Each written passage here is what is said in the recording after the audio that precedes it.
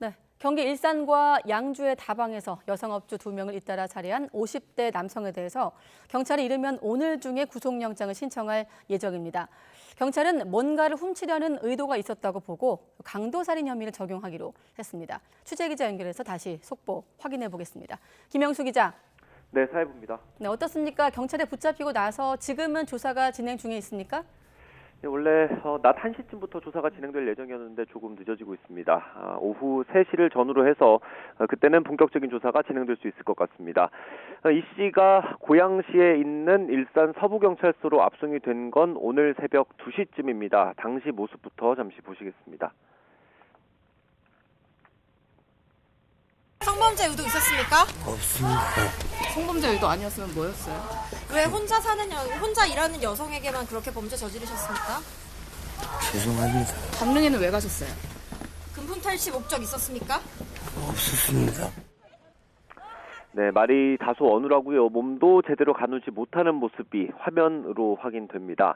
당시 이 씨는 술을 마신 상태였습니다. 전해드린 대로 제대로 된 조사는 아직 하지 못했고 압송 과정과 그 이후에 간단한 대화 정도만 있었는데 첫 번째 범행에 대해선 무시당하는 것 같았다고 얘기한 걸로 파악됐습니다.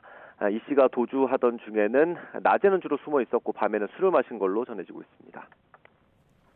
네, 김영수 기자. 그런데 범행은 경기도 북부 지역이고요. 잡힌 건 또 강릉이에요. 동선은 좀 파악이 되고 있습니까? 네, 저희 취재진이 이 씨의 동선을 계속해서 추적해왔습니다. 일단 저희 취재진이 확보한 CCTV 영상을 보여드리겠습니다. 마스크에 모자까지 쓴 남성, 바로 이 씨입니다. 이게 어제 새벽 6시쯤 동서울 터미널에서 찍힌 영상입니다.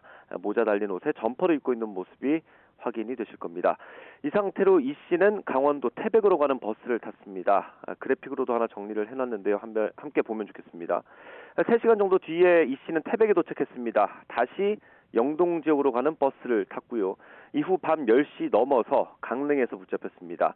전체적인 동선을 보면 양주에서 범행을 했고 의정부와 청량리 고속버스 터미널, 동서울 터미널을 거쳐서 강원도로 넘어간 겁니다. 경찰을 따돌리기 위해서 이 씨는 주로 택시를 탔습니다. 옷도 수차례 갈아입은 걸로 경찰은 파악하고 있습니다. 실제로 강원도 태백으로 가는 버스를 타는 옷차림과 검거됐을 당시 옷차림이 달랐습니다. 태백쯤에서 옷을 사입은 걸로 추정할 수 있습니다. 그렇군요. 자, 끝으로 구체적인 혐의 내용까지 정리해 주시죠.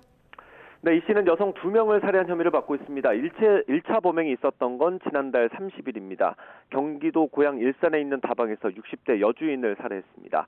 이 범행이 있고 엿새 뒤에 2차 범행이 경기도 양주에서 있었습니다. 여기서도 60대 여성 업주가 희생됐습니다.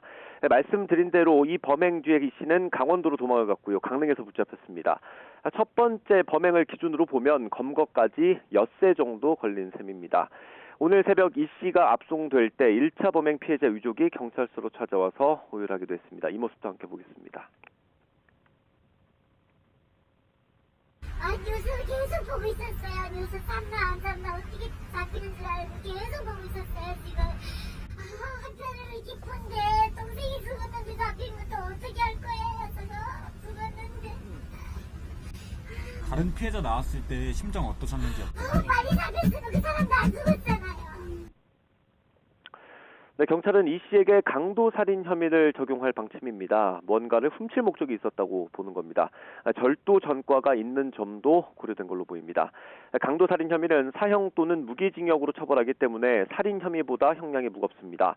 오늘 조사 진행 상황에 따라 조금 달라지긴 하겠지만 구속영장은 오늘 중에 신청될 걸로 전망됩니다. 신상 공개 여부도 논의될 가능성이 있습니다. 지금까지 사회부에서 전해드렸습니다.